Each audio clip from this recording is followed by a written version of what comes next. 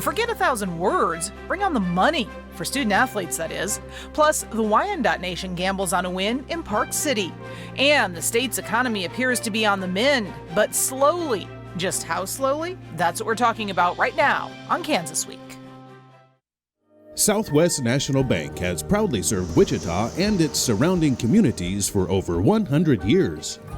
We are happy to support KPTS, Public Television for Kansas.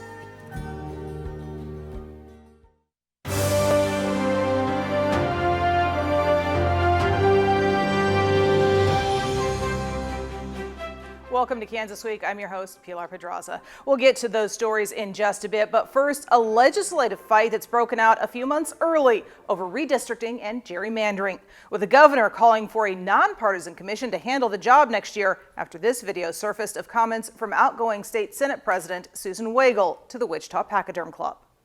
My Senate seat that Renee Erickson is running in right now, it is pro-Biden. It's moved to the left. And during redistricting, I need to give her some more Republican neighborhoods in order to make sure she stays elected. So redistricting is right around the corner. And if Governor Kelly can veto a Republican bill that gives us 4 Republican congressmen, that takes out Sharice Davids up in the 3rd, we can do that. I guarantee you, we can draw 4 Republican congressional maps. But we can't do it unless we have a 2/3 majority in the Senate and House. Now, after learning about the video, Laura Kelly told the Wichita Eagle, I was going to wait on this announcement, but in light of Wagle's comments, I'm going to go ahead and come out now and call for a nonpartisan voting commission to be established to oversee our new electoral maps. Now, here this week to break this all down, we have Adam Strunk, the editor of the Newton Now paper in Harvey County, and joining us by Zoom, Dr. Patrick Miller, a political scientist from the University of Kansas, who tells me that he likes to draw redistricting maps just for the fun of it. And you've kind of been writing about this issue recently. I have, because redistricting is really one of the big issues at stake in this election that we are thinking about the least. The next legislature is going to redraw our federal and state maps in Kansas. 10 years ago, Republicans couldn't agree amongst themselves on a map, which meant that the courts drew our map, so we don't have a gerrymander in Kansas. We have relatively clean districts that generally follow community county lines. They have preserved Republican majorities, but with a lot of competitive seats. But Republicans obviously have an interest in being able to draw the maps that they want to gerrymander the state, which Democrats can't do because they're not going to be able to take over the legislature. So as the senator said, that getting that veto-proof majority in the legislature is really key for Republicans to be able to pass their gerrymander over a veto from Governor Kelly. Now, you talked about competitive there, and I was wondering, is the redistricting issue part of why we're seeing so many more of the state races being competitive races this year? Partly. I mean, a lot of communities in Kansas are in transition. For much of the last decade, Republicans have dominated both rural and suburban Kansas, clean Democrats out in rural Kansas. But for the last 4 years, Republicans have been losing ground in suburbia throughout the country. So this November in Kansas, we're seeing a lot of those competitive districts in Wichita, Johnson County, Topeka, in these suburban areas that are transitioning to be more competitive. But on top of that, the redistricting arms of both parties in DC have announced that they are targeting Kansas, races throughout the state, to try to get the numbers in the legislature to either preserve the status quo if you're a Democrat or get that gerrymander if you're a Republican. Okay, I'm going to come back here to the set here with Adam. Now, this is not exactly a new issue. It comes up every 10 years or so. I've heard this so many times, this fight over the years of my career. But one thing I'm not hearing it from, one person I'm not hearing it from, the Kansas voter. Are you hearing it? Well, I'm not hearing about redistricting, but I sure am hearing a huge push to get a veto-proof majority in the state legislature. And I mean, they keep talking about the abortion amendment, but in my opinion, this is the real prize behind the scenes. I mean, I'm going to say almost an editorial comment on this. If you're having to change a district to have a candidate win, maybe it speaks to the quality of the candidate, not the quality of the lines in the district. But I mean, where we're at, North Newton is the one like little blue island in Harvey County. And because North Newton has almost an 80% voter turnout, North Newton kind of plays kingmaker, especially in District 72, which is held by Democrat Tim Hodge.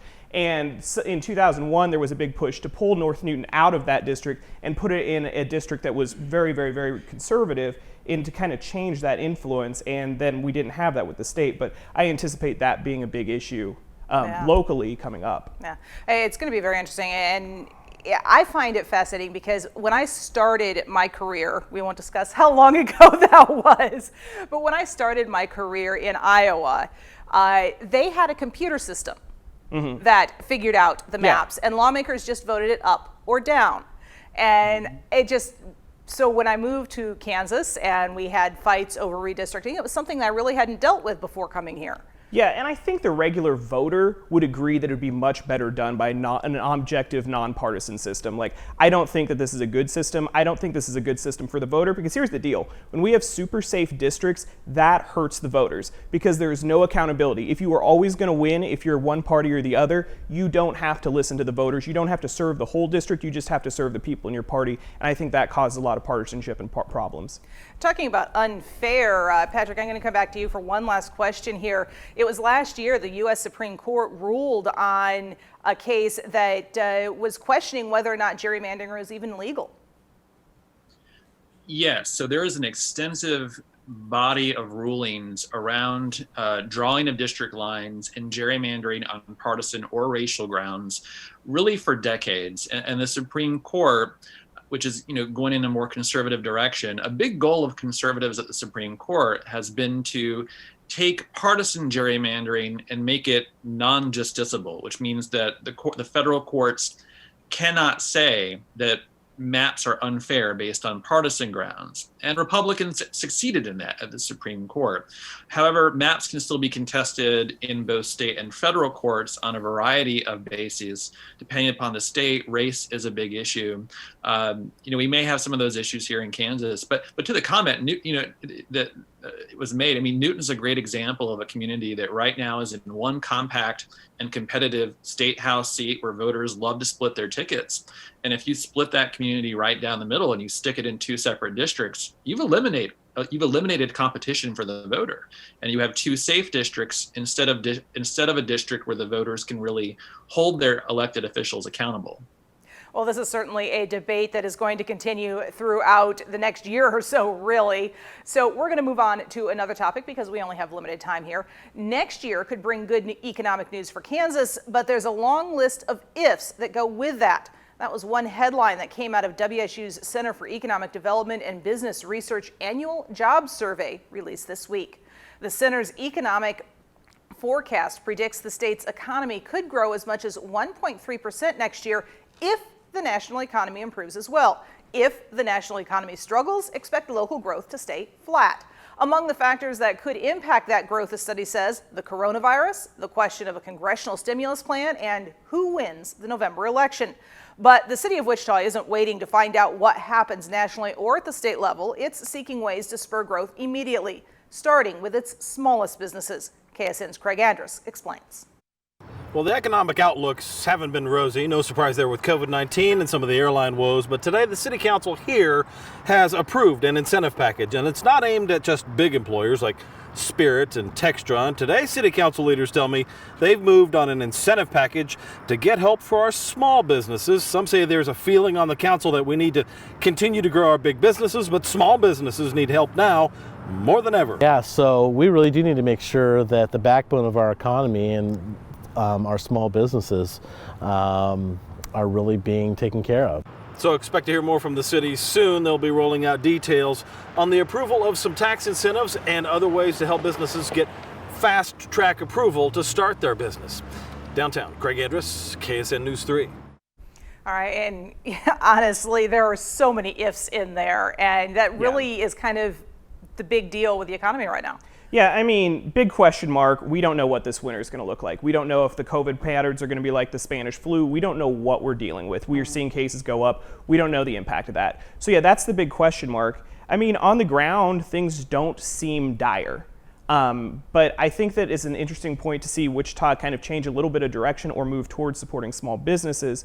A lot of times we see a lot of cities, especially in the Wichita area, go for big swings, right? We want that Amazon center, we want all these centers, and that might be really good in the short term, but it creates a big infrastructure strain, either finding all the housing for them, building all of the roads and stuff to support that, which is a big cost for the cities, and it also kind of hurts that resiliency, right? You have a big call center like we saw in Southeast Kansas, where you have big Amazon center move out, that leaves the town in a bad situation, and that's something that we've seen Wichita struggle with, is building that resiliency. So that's a good point. The other point with really putting a bunch of public money into these business growth or getting to new businesses to start is you have to have housing for them, right? So you have like all these business startup, but you're capturing these employees and you're spending public dollars to capture these employees, but then these employees have nowhere to live, so they're driving an hour into work and your community's not capturing that money that was supposed to be a benefit. Right now, the housing market is really, really, really tight in Wichita. It's tight in Harvey County, and adding to that, there's lumber shortages, so the prices of new housing has shot way up. So I think that's kind of pushing down on the housing market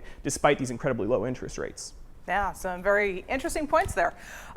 One of the things that the study brought up, though, was the election. And Patrick, I know I've spoken with some other political scientists on the show about whether or not the economy will play its traditional role in the election this year. Where do you stand on that issue? Well, one thing that we know about crises in general, we haven't had a really big pandemic of this scale in a century, but we've had crises before. Wars or 9/11, is that when those crises come up, they can become very important issues for voters, and even sometimes more important than the economy. So I would not be surprised if this year, particularly among your swing voters, that what's happening with COVID and the anxiety that voters feel about that is something that might guide their decisions at the ballot box. Just like, if I take you back to the 2004 election, anxiety over terrorism not long after the 9/11 attacks, for example, was probably a pretty big factor in re-electing George W. Bush, even though the economy was not super awesome. It was sluggish in many ways. So I think it will matter. It'd probably be a very hard thing to dissect with data, though. Interesting.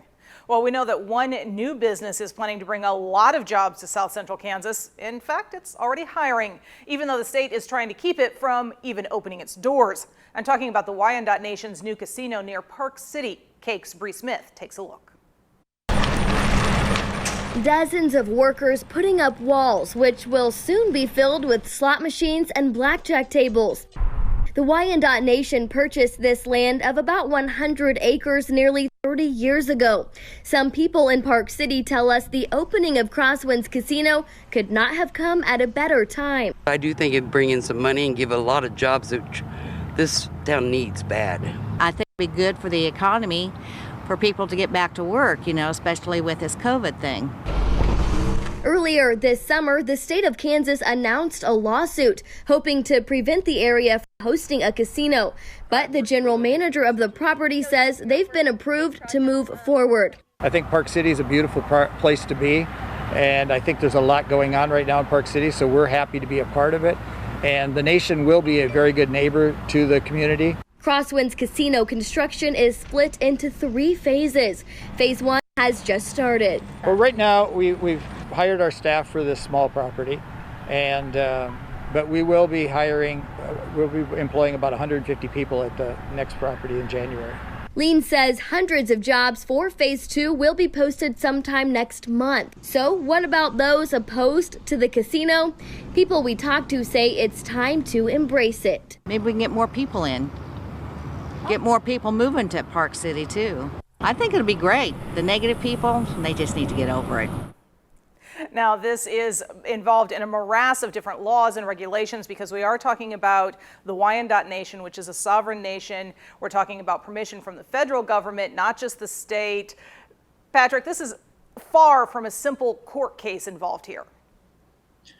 Yes, especially when you're talking about Native American tribes and issues of sovereignty and what their collective rights are under treaties and both federal and state laws. I would say that the conflict that you have going on here is very similar to very protracted conflicts you see in states like Washington State or the Dakotas, where Native American tribes are trying to oftentimes do very similar things. That you have that political conflict in the community, but oftentimes conflicts like this do end up in the courts, where treaties and tribal rights become real questions. Yeah. Well, and we know a lot of these jobs, this is in northern Sedgwick County, so a lot of these jobs are going to bleed over into Harvey County. Is this something that's kind of on the radar up there yet? No. I mean, there might be some people who pick up jobs at the casino. To me, I think there's going to be a bunch of money that's pulled out of the county. I mean, what's the worst than it's a casino on the county border isn't awesome. It's just like Sedgwick County wasn't super thrilled when they had a casino on Sumner County border when voters voted that down a number of years ago. So there's not a buzz about it. I mean, maybe it'll make a few jobs. Again, like we're incredibly short on housing, so I don't know if it's going to draw more people living in our community. Maybe it helps our convention and visitors centers, some of those places around. Maybe that benefits from a little bit of tourism. Maybe people use some of our hotels, but it's just. So as we move forward on this, Patrick, you talked about possibly ending up in the courts. Right now, they're moving forward as if they're going to open their doors next year. Well, it's probably all they can do, or at least it's sensible to make plans as if those plans can continue to be put in place, given that you don't really know the outcome of what might be happening with the state or any cases that would come up. But again, I think that's a very typical thing that happens, not even with Native American tribes, but whenever you have something like a casino or a factory that can be very controversial in a community, the people who are trying to put that in place, they often really have no choice but to go forward as if they're going to succeed. But oftentimes the political or judicial process can stop that. Well, and we know that this has been in the court system for over a decade at this point. When I spoke with the chief in June, he said this is a done deal. He was pretty sure at that point. So it's going to be interesting to see how it plays out. We're going to move on to our next topic. We've kind of tap danced around the election a bit with our discussion so far today. So let's take a direct look at it, specifically the U.S. Senate race here in Kansas and all the national money coming into the state, hoping to swing your vote. I'm not surprised. I mean, this is the United States Senate that's on the line. It's not surprising. I think PACs exist to support their candidates. That support, though, rarely comes to Kansas, where the race for Senate is usually decided in the primary. Yet this year, the race between Barbara Bollier and Roger Marshall appears to be a toss-up. Add that to the nationwide fight over control of the Senate and Barbara Bollier, Roger Marshall, way out of touch with Kansas. You get this and this, not to mention these, lots of them.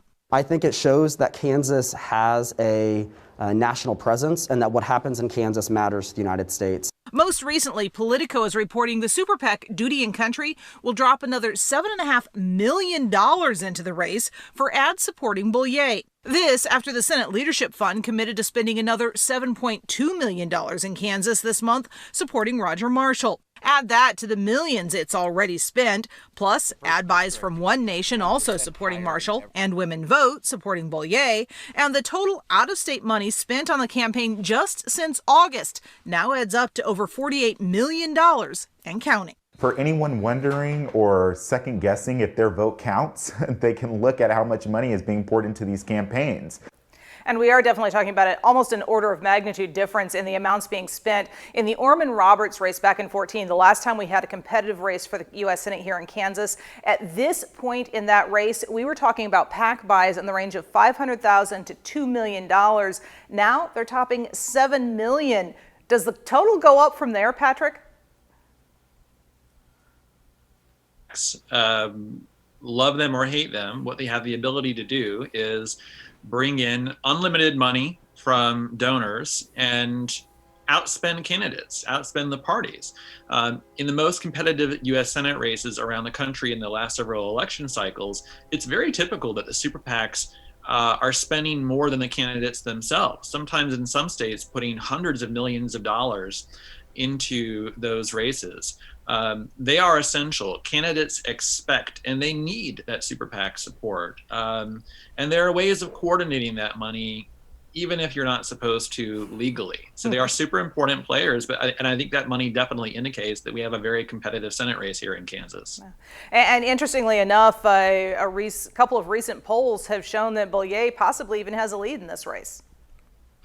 Sure. So we've had a slew of polling in the race in the last week or two, and we should always consume a poll with the margin of error. So, in my mind, there's no difference between a poll that shows Bollier up to and a poll that shows Marshall up to when you have a 3 or 4% margin of error. I think there's a pretty clear narrative, though, that among voters who are decided in this race, that there's no clear leader, that there's an essential tie there between Bollier and Marshall. The key is who can get those undecided voters. If we look at those undecided voters, there are a chunk of them who don't know who they're voting for president. But among those who do know in the presidential race, they do lean towards Donald Trump. So I think, most people say that this is a competitive race with maybe a bit of an advantage for Marshall, just because Bollier needs to get those Trump ticket splitters, your soft Republicans who aren't into the MAGA subculture, probably not as conservative. That's her target, and we'll see if she can get them.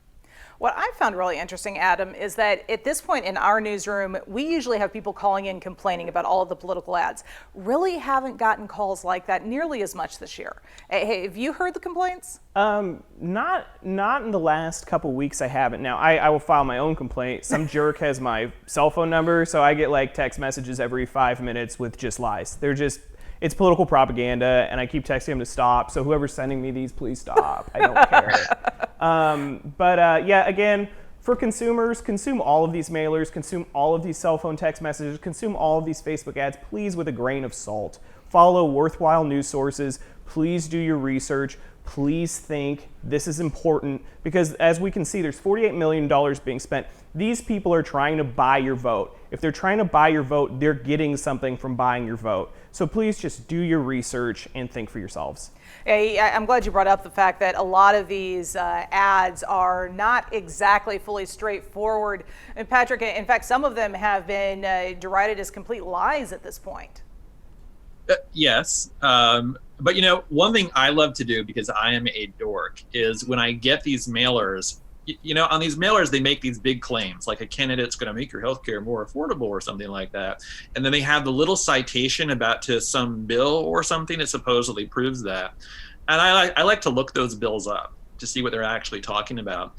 We are getting mailers. I'm getting mailers making these arguments, and they're citing legislation in the U.S. Senate that neither Barbara Bollier nor Roger Marshall ever had a thing to do with. They never voted on it. They have never talked about it.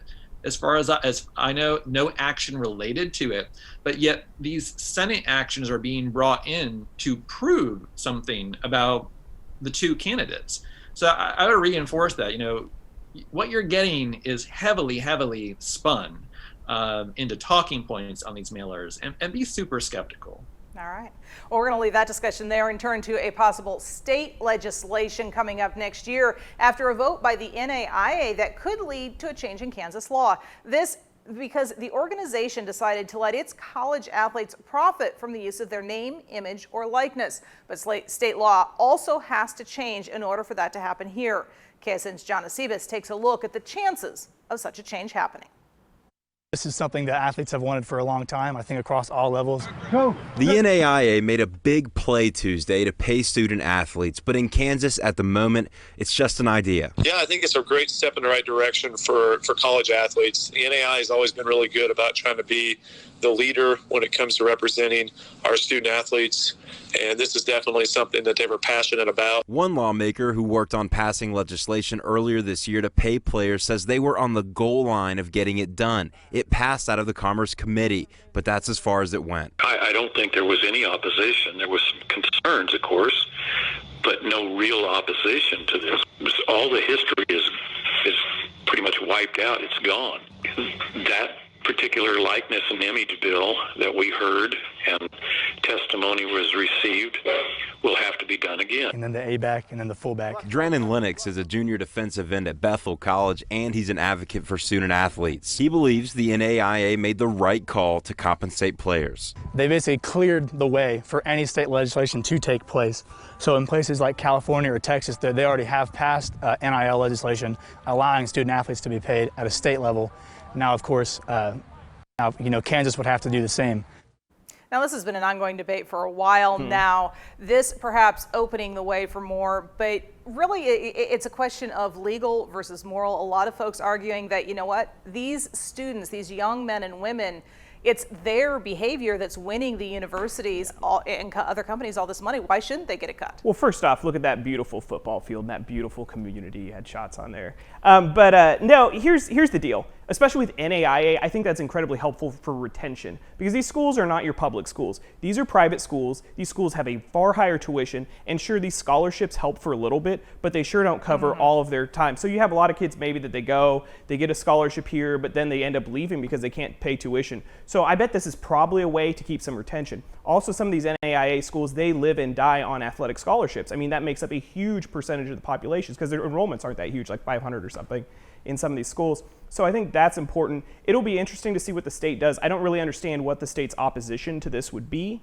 And yeah, it could have a little bit of impact maybe at NAIA level, but if you had that law in place, like it could have huge impacts on a D1 level. Yeah. So, I mean, the NCAA would have to change its rulings too, but it's interesting. I don't see the opposition to it. Yeah. Well, I know in the Kansas Senate, at least, there wasn't a whole lot of opposition to it. It was more a case of, I think, the pandemic kind of interrupting the entire legislative session. And maybe that might be the issue again this next session because, you know, when lawmakers go back, they're dealing with the economy, they're dealing with the pandemic, they're dealing with education funding. Is this something that possibly gets lost in the mix? I think a lot of the things get lost in the mix in Topeka, especially when we have divided government. I think that's like a brutal reality of Kansas politics, that when we do have divided government with typically the governor being a Democrat, the legislature being a Republican, you do get a lot of time spent on bills that aren't going to go anywhere. I mean, think of how much time got spent a few years ago on tax legislation that really would have brought us back more in a Brownback direction. Republicans knew that Laura Kelly was going to veto it. They knew they didn't have the votes to override it, but much of that legislative session in 2019 got spent on that at the expense of other things that could have elicited compromise and could have passed. And I expect that to be the case next year. I'm sure they'll fight over what day of the week it is and whether the term You're probably not wrong, and we're going to have to leave it right like there, this, Patrick, because we are out of time for today. Thank you again. Thank you, Adam, for joining me. I'd also like to thank our news partners at Cake News, KSN News, and the Wichita Eagle for sharing their materials with us. We'd love to hear what you think about all this or your ideas for future discussion topics. Just email us at kansasweek@kpts.org. For now, stay safe and have a great week.